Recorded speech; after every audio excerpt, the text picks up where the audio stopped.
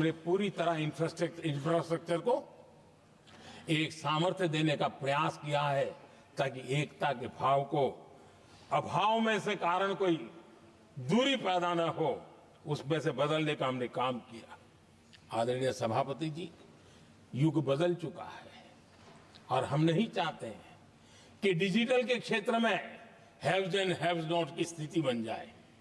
देश के लिए समान रूप से, और इसलिए दुनिया के अंदर बड़े गर्व के साथ हम कहते हैं कि भारत का जो डिजिटल इंडिया की जो सक्सेस स्टोरी है, उसका एक कारण है हमने टेक्नोलॉजी को डेमोक्रेटाइज करने का प्रयास किया है और उसी का भाग है ये हमारे संविधान निर्माताओं ने हमें दिशा दिखाई है कि हमने ऑप्टिकल फाइबर हिंदुस्तान की हर पंचायतों तक ले जाने का प्रयास किया है ताकि भारत की एकता को मजबूती देने में हमें ताकत मिले। आदरणीय सभापति जी, हमारा संविधान की अपेक्षा है एकता की, और इसी को ध्यान में रखते हुए हमने मातृभाषा के महात्म्य को स्वीकारा है।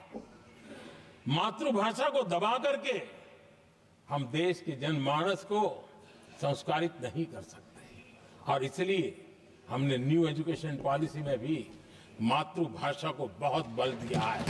और अब मेरे देश का गरीब का बच्चा भी मातृभाषा में डॉक्टर इंजीनियर बन सकता है, क्योंकि हमारा संविधान सबसे पीछे है, उनकी सबसे दरकार करने का हमें आदेश देता है।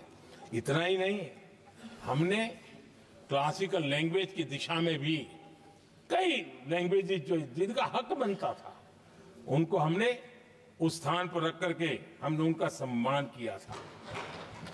देश भर में एक भारत श्रेष्ठ भारत का अभियान देश के एकता को मजबूत और नई पीढ़ी को वो संस्कारित करने का काम हमारी तरफ से चल रहा है। आदरणीय सभापति जी, काशी तमिल संगमम और तेलुगु काशी संगमम ये आज एक बहुत बड़ा इंस्टीट्यूशनलाइज हुआ है और समाज के निकटता को मजबूती देने का एक सांस्कृतिक प्रयास भी हमारा चलता रहा है, क्योंकि उसका कारण यही है कि संविधान की मूल धारा में भारत की एकता का महात्म्य स्वीकार किया गया है और उसको हमें बल देना चाहिए। आदरणीय सभापति जी, संविधान के आज 75 वर्ष हो रहे हैं, लेकिन हमारे यहां तो 25 वर्ष का भी महत्व होता है, 50 वर्ष का भी महत्व होता है, 60 साल का भी महत्व होता है। जरा हम इतिहास की तरफ नजर करें कि संविधान यात्रा के इन महत्वपूर्ण पड़ाव का क्या हुआ था। जब देश संविधान के 25 वर्ष पूरे कर रहा था, उसी समय हमारे देश में संविधान को नोच लिया गया, इमरजेंसी आपातकाल लाया गया।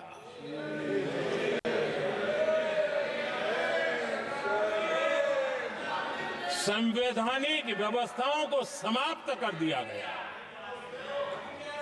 देश को जेल खाना बना दिया गया, नागरिकों के अधिकारों को लूट लिया गया, प्रेस की स्वतंत्रता को ताले लगा दिए गए,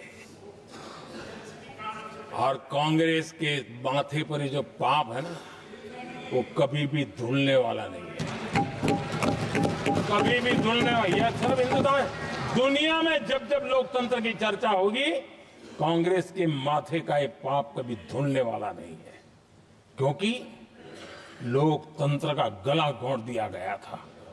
भारत के संविधान निर्माताओं की तपस्या को मिट्टी में मिलाने की कोशिश की गई थी। आदरणीय सभापति जी, जब 50 साल हुए तब क्या भुला दिया गया था? जी नहीं, अटल बिहारी वाजपेयी जी की सरकार थी और 26 नवंबर को 2000 देश भर में संविधान का 50वां वर्ष मनाया गया था। अटल बिहारी वाजपेयी जी ने प्रधानमंत्री के नाते राष्ट्र को एक विशेष संदेश दिया था। एकता, जनभागीदारी, साझेदारी, उसके महत्व पर बल देते हुए उन्होंने संविधान की भावना को जीने का प्रयास किया था, जनता को जगाने का भी प्रयास किया था। और अध्यक्ष जी, जब देश संविधान का 50 वर्ष मना रहा था और जब 50 वर्ष की पूर्णाहुति हुई, तो ये मेरा भी सौभाग्य था कि मुझे भी संविधान की प्रक्रिया से मुख्यमंत्री बनने का अवसर मिल गया। और मैं जब मुख्यमंत्री था, उसी कार्यकाल में संविधान के 60 साल हुए और तब मैंने तय किया था मुख्यमंत्री के नाते कि हम गुजरात में संविधान के 60 साल मनाएंगे। और इतिहास में पहली बार ऐसा हुआ है जब संविधान के ग्रंथ को हाथी पर बनाई हुई अंबाड़ी में रखा गया उस विशेष व्यवस्था में रखा गया। हाथी पर संविधान की यात्रा निकल, संविधान गौरव यात्रा निकाली गई और राज्य का मुख्यमंत्री उस संविधान के नीचे हाथी के बगल में पैदल चल रहा था और देश को संविधान का महत्व समझाने का सांकेतिक प्रयास कर रहा था। ये सौभाग्य भी मुझे प्राप्त हुआ था, क्योंकि हमारे लिए संविधान का महत्व क्या है। और आज 75 साल हुए, हमें अवसर मिला। और मुझे याद है जब मैंने लोकसभा के पुराने सदन के अंदर जब 26 नवंबर को संविधान दिवस मनाने की बात कही थी, तब एक वरिष्ठ नेता ने सामने से आवाज उठाई थी कि 26 जनवरी तो है, 26 नवंबर की क्या जरूरत है। क्या भावना घर कर गई थी। ये बहुत पुरानी बात रही है, इसी सदन में मेरे सामने हुआ था। लेकिन आदरणीय सभापति जी, मेरे लिए खुशी की बात है कि इस विशेष सत्र में अच्छा होता, संविधान की शक्ति, संविधान की विविधताओं पर चर्चा होती, नई पीढ़ी को काम आता। लेकिन हर एक की अपनी अपनी मजबूरियां होती है, हर कोई अपना दुख किसी न किसी रूप में प्रकट करता रहता है। कईयों ने अपनी विफलताओं का दुख प्रकट किया है।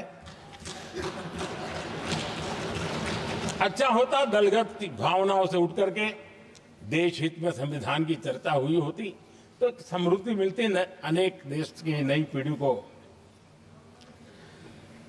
आदरणीय सभापति जी, मैं तो संविधान के प्रति विशेष आदर का भाव व्यक्त करना चाहता हूं।